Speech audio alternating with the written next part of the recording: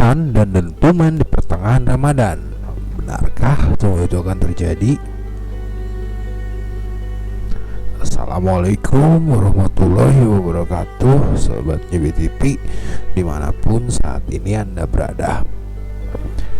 Akhir-akhir ini kita dihebohkan dengan sebuah cerita tentang akan adanya huru-hara atau dentuman keras atau hantaman meteor yang akan menghujam bumi, di mana dikatakan hantaman meteor yang kekuatan ledakannya itu jutaan kali lebih kuat dari ledakan bom atom Hiroshima dan Nagasaki, yang itu kemudian diasumsikan akan membawa dukon atau asap yang diyakini menjadi tanda awal dari 10 tanda kiamat.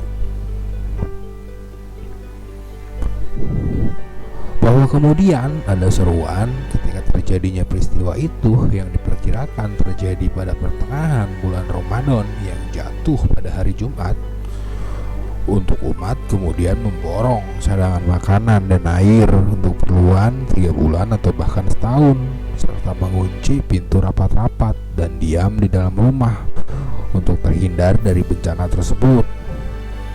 Tetapi pertanyaannya, benarkah itu? Kali ini Newbie TV akan mencoba untuk menganalisa itu, untuk memberikan second opinion atas berita yang berkembang akhir-akhir ini.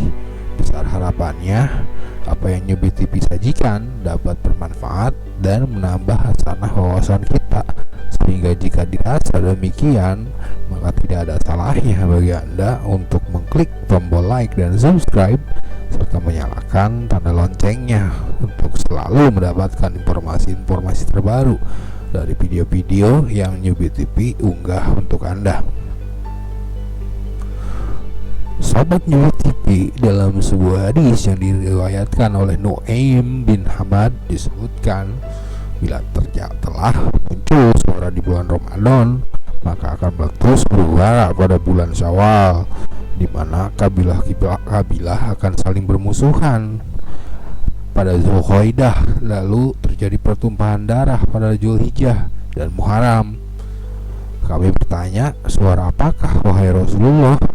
Beliau menjawab, suara keras di pertengahan bulan Ramadan.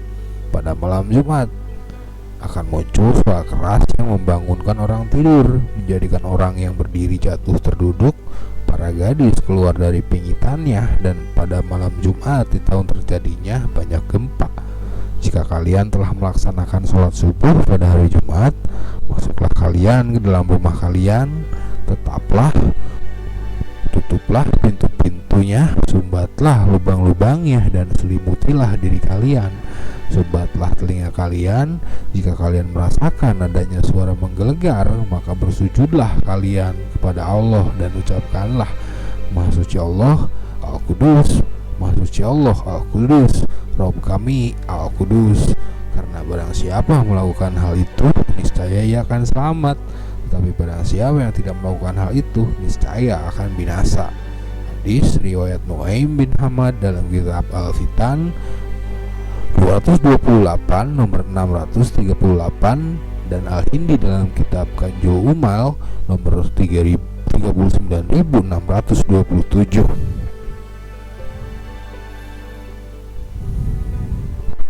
Maka atas dasar itulah kemudian ada sebuah pendapat yang beredar sangat kencang dengan menyebutkan situasi politik yang terjadi di Arab Saudi, bahwa disebutkan ada gap antara kerajaan dan umat Islam. Bahkan ada pertikaian antara 3 orang pangeran kerajaan, di mana pertikaian itu akan berpotensi menimbulkan huru-hara, saling permusuhan. Fenomena itu disebutkan hanya menunggu wafatnya sang raja yang telah sepuh, di mana dalam hadis yang lain disebutkan bahwa meninggalnya khalifah akan menimbulkan peperangan 3 orang di sisi perbendaharaanmu, yaitu ketiga pangeran kerajaan yang dimaksud.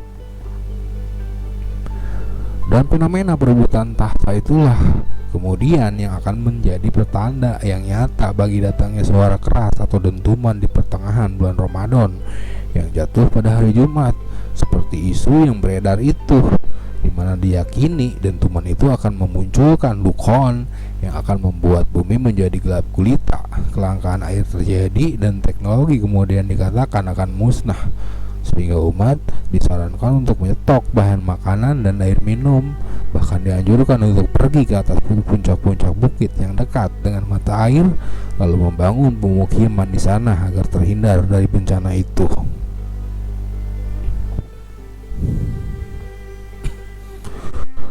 Sobat Nabi TV, mari kita analisa pendapat itu dengan menggunakan dalil-dalil yang ada atau dengan menggunakan logika dari situasi real yang terjadi atas dunia hari ini, bahwa selain hadis di atas diakui pula bahwa derajatnya adalah doib, tetapi saya kira itu secara logika akan bertentangan dengan hadis yang lain yang dianggap derajatnya lebih sahih, bahwasannya pertikaian para pangeran dan kerajaan tidak lantas kemudian menjadikan bumi dimusnahkan oleh meteor seperti tertuang di hadis tersebut, dan dunia kemudian memasuki fase adukon.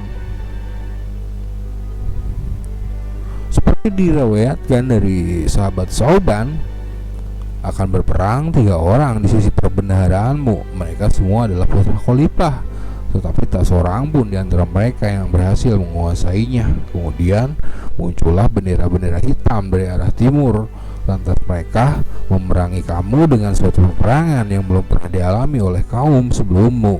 Kemudian beliau Shallallahu Alaihi Wasallam menyebutkan sesuatu yang aku tidak hafal, lalu bersabda, maka jika kamu melihatnya, berbaiatlah walaupun dengan bangkak di atas salju, karena dia adalah khalifah Allah Al-Mahdi. Dari riwayat hadis itu kemudian kita dapat mengambil kesimpulan, yaitu tidak ada satupun di antara mereka yang akan mendapatkan tahta itu. Justru kemudian mereka malah diperangi oleh pasukan berpanji hitam yang akan datang dari sebelah timur, dan dunia kemudian masih dalam kondisi yang wajar, tidak dimusnahkan oleh dukhon akibat hantaman meteor. Teknologi pun tidak atau bahkan belum akan musnah, dan manusia masih akan sampai melihat kemunculan gunung emas dari dasar sungai Efrat yang mengering, dan manusia akan memperebutkannya, di mana 100 darinya yang berangkat hanya akan selamat 1 orang saja.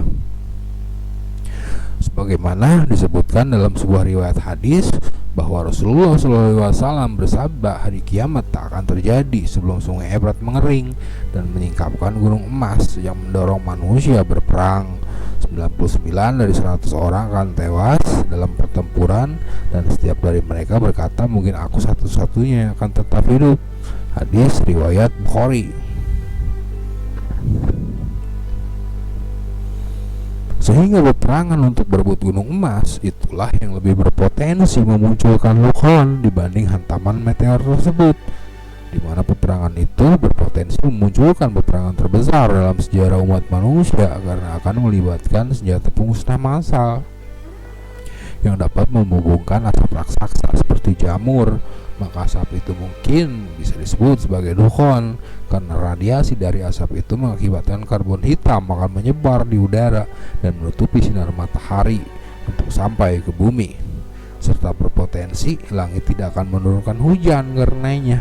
Bumi akan mengalami pendinginan yang ekstrim, lalu tumbuhan tidak dapat tumbuh, lalu elektronik mungkin akan kehilangan fungsi akibat begitu hebatnya pengaruh radiasi dari asap yang ditimbulkan dari ledakan senjata nuklir tersebut.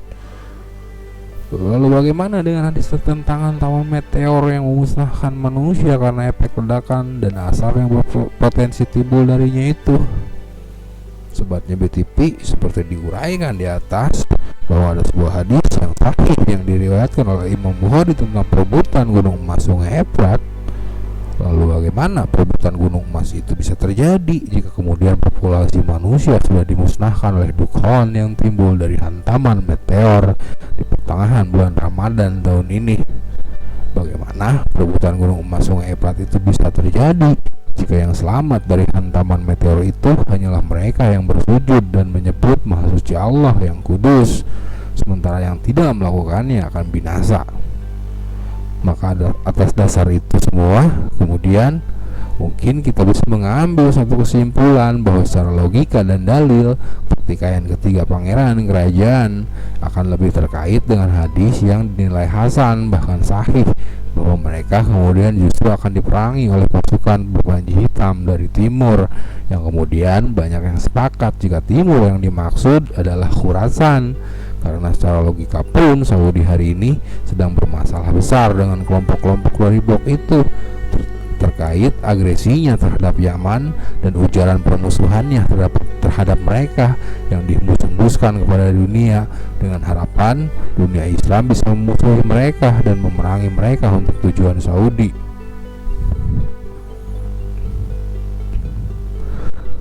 Atau bahkan selain itu, kemudian dilengkapi oleh hadis yang lain yang diriwayatkan oleh sahabat Mu'adz bin Jabal radhiyallahu anhu, bahwa Rasulullah SAW bersabda, namanya Baitul Maqdis, Masjidil Aqsa, merupakan tanda runtuhnya kota Yatsrib atau Madinah. Runtuhnya kota Yatsrib merupakan tanda terjadinya pertempuran besar. Terjadinya pertempuran yang besar merupakan tanda dibebaskannya kota Konstantinopel. Dibebaskannya kota Konstantinopel merupakan tanda munculnya Dajjal.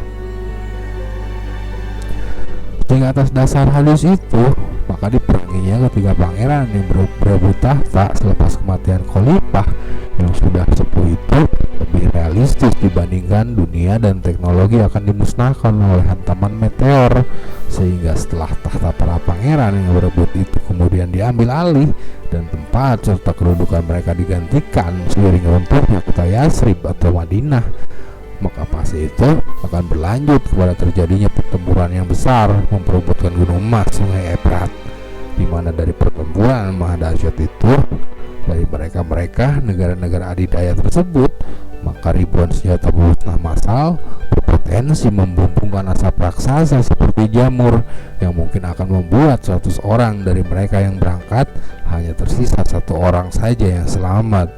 Wallahu a'lam bishawab. Terima kasih sudah menonton. Assalamualaikum warahmatullahi wabarakatuh.